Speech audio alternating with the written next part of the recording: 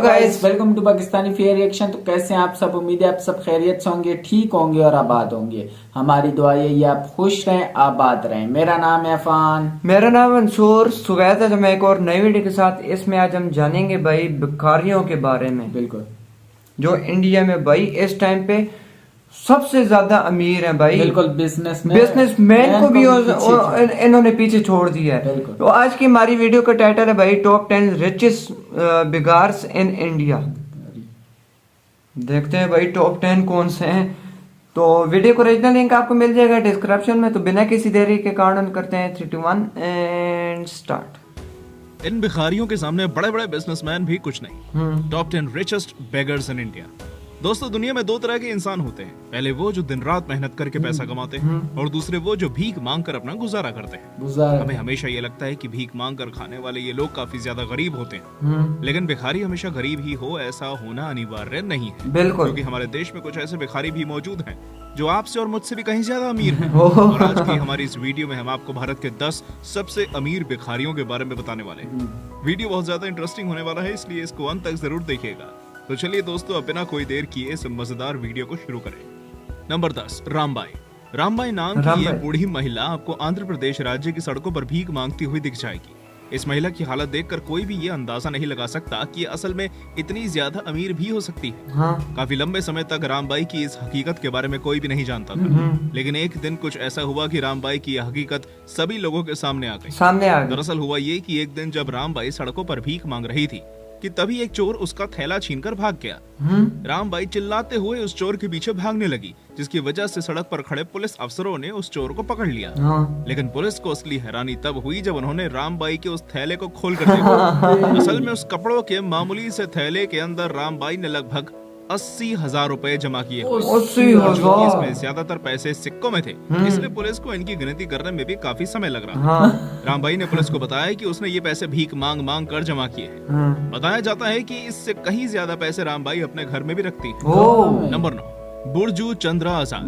बुरजू चंद्र आजाद नाम का ये भिखारी मुंबई के सड़कों पर भीख मांगने का काम किया करता था। बुरजू चंद्र मुंबई के ही पड़ोस में मौजूद गोवंडी गोंथन इलाके का रहने वाला था। बताया जाता है कि उसने भीख मांगना बहुत ही छोटी उम्र में शुरू कर दिया था, और अपनी पूरी जिंदगी उसने भीख मांगने के अलावा और कोई भी काम नहीं किया। बुरजू चंद्र की हालत देखकर किसी को भी कभी ये शक नहीं हुआ कि वो लखपति भी हो सकता है। उसके इस राज का पर्दा तब उठा जब साल 2019 में एक एक्सीडेंट के चलते उसकी मौत हो गई थी। दरअसल हुआ ये कि भीख मांगते हुए बुरजू चंद्र एक ट्रेन एक्सीडेंट में मारा गया था।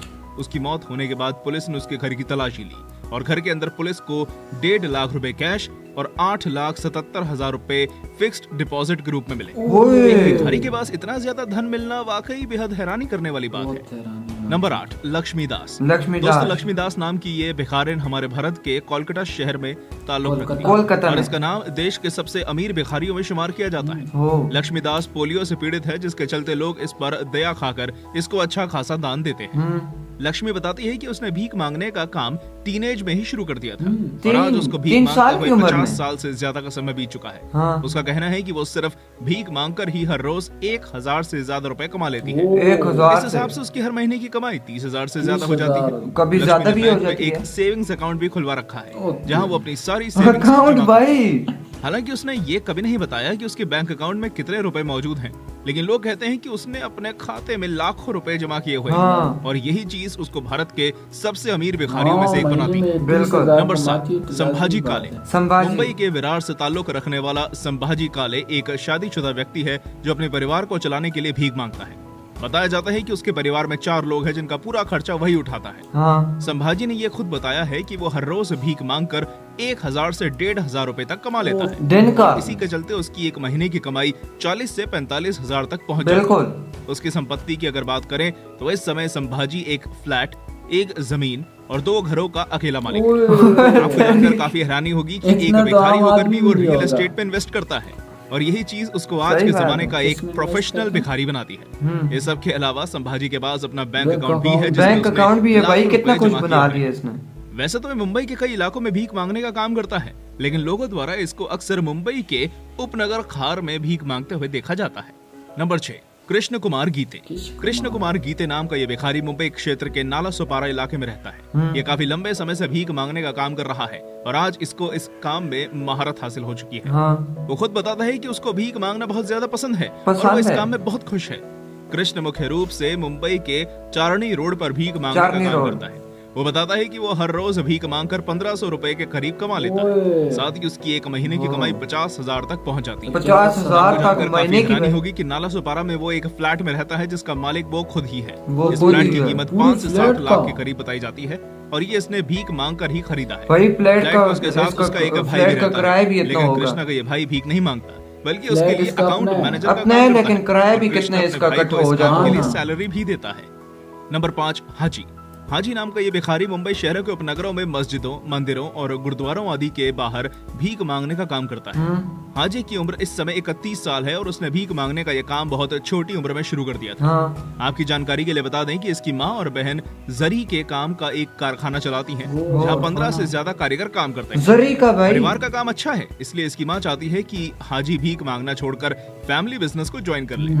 लेकिन हाजी को अपने फैमिली बिजनेस में कोई दिलचस्पी नहीं है। उसको जो काम करता है का काम सबसे बेस्ट लगता है। हाजी बताता है कि वो भीख मांगकर हर रोज 1 से 2,000 रुपए तक कमा लेता है और अपने क्या करता है? उसने मुंबई के अंदर संपत्ति भी खरीदी हुई है जिसकी कीमत इस समय 20 से 25 लाख रुपए के करीब है। उसकी हालत देखकर कोई भी ये अंदाजा नहीं लगा सकता कि ये 25 लाख की संपत्ति का मालिक भी हो सकता है। नंबर 4, सरवतिया देवी। सरवतिया देवी हमारे भारत की सबसे मशहूर महिला भिखारियों में से एक है। बिहार के पटना शहर में रहने वाली सरवतिया चलती हुई ट्रेनों में भीख मांगने का काम करती है। वो पूरा दिन पटना के इर्द गिर्द घूमने वाली ट्रेनों में भीख मांगती है। सरवतिया कहती हैं कि उसको अपना काम बहुत ज्यादा पसंद है क्योंकि इस काम की वजह से वो न सिर्फ मुफ्त में ट्रेन की यात्रा करती है बल्कि अपने घूमने फिरने का शौक भी पूरा कर लेती है। बिल्कुल। सरवतिया हर रोज 1500 से 2,000 रुपए तक की कमाई करती है जिसके चलते उसकी महीने की कमाई 50,000 से ऊपर चली जाती है। इस भीख की वजह से उसने पटना के अंदर अशोक सिनेमा के पास एक घर भी खरीदा हुआ है जहाँ वो बड़ी शान से रहती है। सरवतिया की एक बेटी भी है जिसकी वो बड़े धूमधाम से शादी कर चुकी है। आपको जानकर हैरानी होगी कि सरवतिया हर साल 36,000 रुपए इंश्योरेंस प्रीमियम के रूप में चुकाती है और इसके अलावा उसके बैंक अकाउंट में भी लाखों रुपए हैं। नंबर 3, मौलाना खान उर्फ मस्सू। मुंबई के रहने वाले इस भिखारी का नाम मौलाना खान है लेकिन लोग इसको मस्सू कहकर बुलाते हैं। ये हमारे देश के सबसे अमीर भिखारियों में से एक होने के साथ ही सबसे समझदार भिखारियों में से शुमार भी है। मस्सू की उम्र 65 साल है और इसने भीख मांगने में महारत हासिल कर ली है।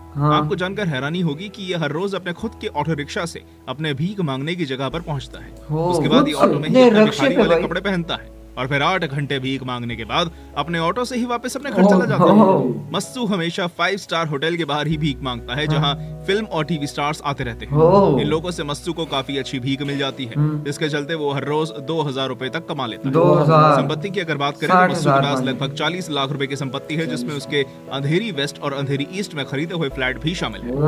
नंबर 2, पप्पू कुमार। पप्पू कुमार नाम का भिखारी बिहार के पटना शहर से ताल्लुक रखता है। बताया जाता है कि पप्पू शुरुआत से भिखारी नहीं था लेकिन एक एक्सीडेंट में अपनी एक टांग को खो देने के बाद उसको मजबूरी में भिखारी बनना पड़ा। पप्पू पटना शहर के अंदर रेलवे स्टेशन पर भीख मांगने का काम करता है और आपको जानकर काफी हैरानी होगी कि वो सिर्फ इंडिया ही नहीं बल्कि पूरी दुनिया के सबसे अमीर भिखारियों में शुमार है। दुनिया की अगर बात करें तो इस समय पप्पू लगभग 1,25,00,000 की संपत्ति का अकेला मालिक है। इसके अलावा उसके कुछ बैंक अकाउंट भी हैं जिसमें उसने लाखों रुपए जमा कर रखे हैं। उसके पास इतना पैसा है कि वो छोटे छोटे व्यापारियों को ब्याज पर पैसा उधार देने का भी काम करता है। इनके अलावा वो ब्याज और संपत्ति पर मिलने वाले किराए के जरिए भी काफी पैसा कमाता है। नंबर 1, भरत जैन। भरत जैन नाम का भिखारी मुंबई शहर से ताल्लुक रखता है और इसी शहर में अपना भीख मांगने का काम भी करता है। भरत जैन सिर्फ भारत ही नहीं बल्कि पूरी दुनिया का सबसे अमीर भिखारी कहलाता है। पूरी दुनिया का मुंबई के परेल इलाके में भीख मांगने का काम करता है। इसकी शारीरिक हालत और वेशभूषा देखकर कोई भी इंसान ये अंदाजा नहीं लगा सकता कि ये व्यक्ति एक करोड़पति है। करोड़पति भीख मांगने का हुनर लाजवाब है जिसके चलते ये महीने में 75 से 80,000 रुपए तक सिर्फ भीख मांगकर ही कमा लेता है। इसके अलावा इसके पास मुंबई में ही 2 फ्लैट भी हैं जिनकी कीमत 75 से 80 लाख रुपए है। अपनी संपत्ति से वो हर महीने लगभग 10,000 रुपए अलग से कमाता है। भरत एक शादीशुदा व्यक्ति है और इस शहर में ये अपनी पत्नी और बच्चों के साथ रहता है। एक करोड़पति होते हुए भी वो हर रोज भीख मांगता है क्योंकि इसके अलावा उसको और कुछ काम ही नहीं आता। तो दोस्तों हमारी आज की इस वीडियो में बस इतना है।